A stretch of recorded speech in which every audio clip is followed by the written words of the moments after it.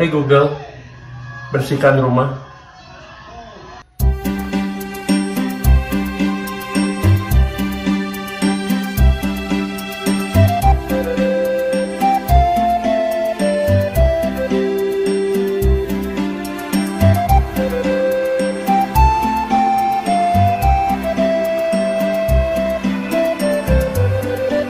Halo teman-teman, kali ini saya punya robot vakum dari Dibot yang saya beli di marketplace Facebook ya, dengan harga yang cukup terjangkau, yaitu di 200 ribuan kalau nggak salah ya. Nanti saya cantumin di video harga 200 ribuan, tapi memiliki fitur yang cukup menarik teman-teman.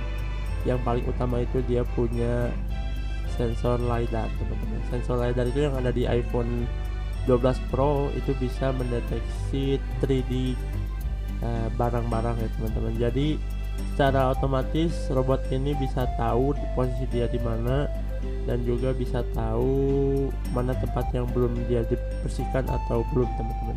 Dan juga selain punya fitur LiDAR sensor itu, dia juga memiliki fitur seperti vakum otomatis ya. Kalau misalnya dia ada di karpet, otomatis vakumnya akan lebih kencang juga teman-teman. Dan juga dia bisa pel otomatis harusnya ya, tapi sayangnya barang yang saya punya ini pelnya itu nggak ada.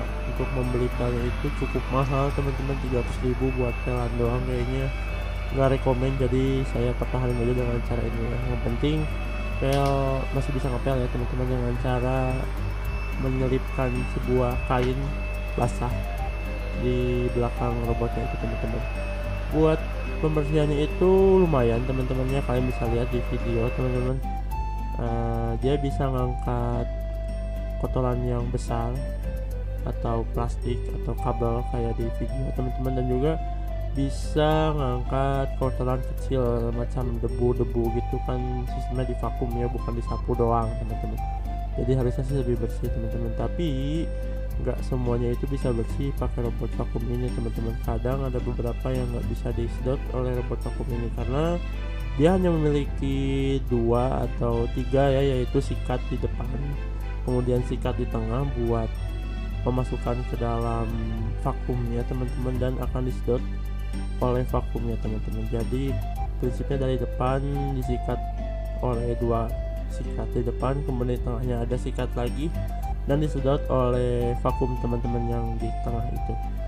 Kemudian untuk pelnya itu sebenarnya bisa otomatis mengeluarkan air, tapi ini saya akan balik lagi, untuk pelnya itu harganya cukup mahal, jadi cuma saya simpan kain, dan itu juga sangat worth it ya teman-teman.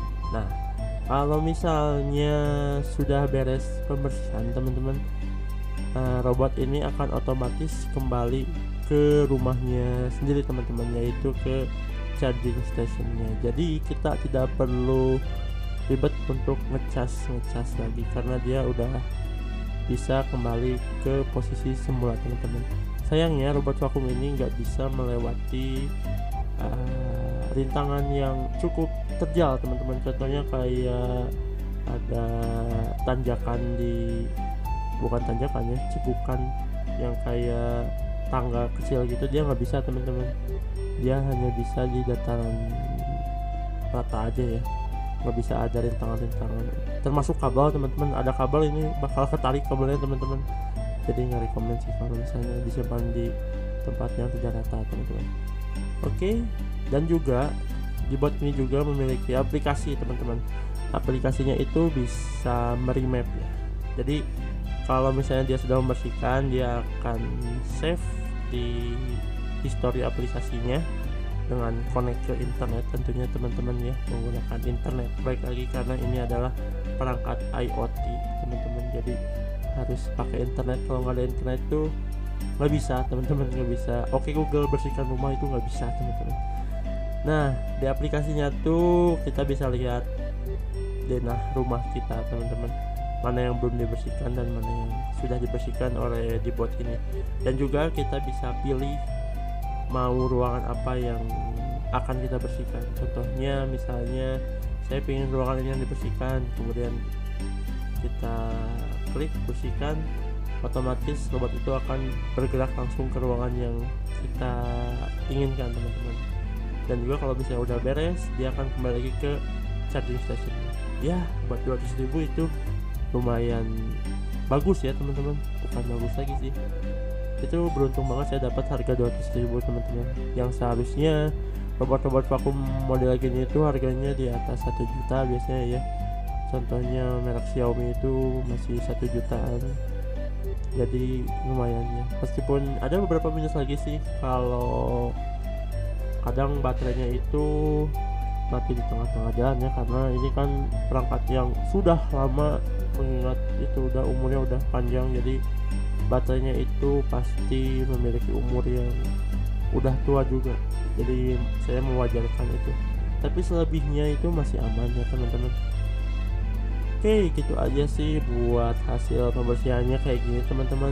Dia bisa menarik sampahnya, itu ada di belakang, bisa dibuka dan juga bisa dibuang teman-teman, buat sampahnya kalau misalnya sudah bersih. Dan juga alatnya itu bisa dicuci kembali teman-teman untuk pemakaian selanjutnya teman-teman. Bagaimana menurut kalian, apakah menarik dengan robot vakum ini?